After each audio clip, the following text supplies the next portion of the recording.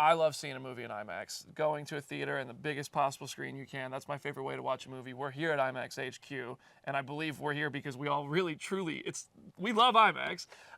What was your favorite scene in the movie where you got to see that aspect ratio, the giant screen experience, to immerse you in Thunderbolts? There were so many, but for me, I love that first fight between them all so much, where it's clear that they've all been sent to kill each other, and just watching them beat down on a big screen was, I really enjoyed that.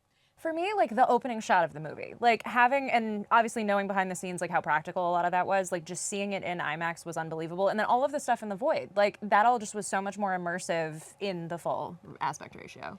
As a lifelong weeb and Dragon Ball Z fan, Bob teleporting and handing these beatings out near the end, I was like, oh my Jesus, he is everywhere. And this is a giant screen. He just ping-ponging around. It was crazy. I was like, man, look at this. That continuous shot being so seamless was one of the most impressive things I've seen in any Marvel movies. On a big screen is the only way to watch it. And actually, I talked to Jake Schreier, the director of Thunderbolts, about that opening scene, Jenna, that you mentioned, and we should take a look at what he had to say about shooting that in IMAX.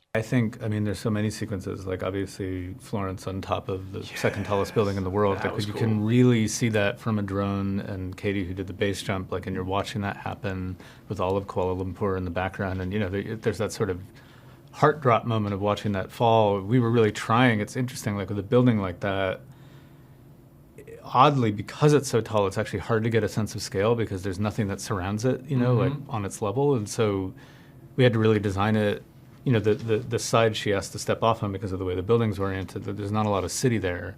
And so to get that kind of scope and scale in, we had to design a drone shot that looks back towards the city as she's falling. But even then, there's so few, including a building that, was one of the tallest buildings in the world, a decade ago, is now dwarfed. To have that extra aspect ratio and really get a sense of that scale, like, it really helps. And then you go through like the desert sequence, and I think the whole kind of saving civilians sequence at the end in New York, and feeling that height. I mean, it's really fun to watch the movie open up in those ways.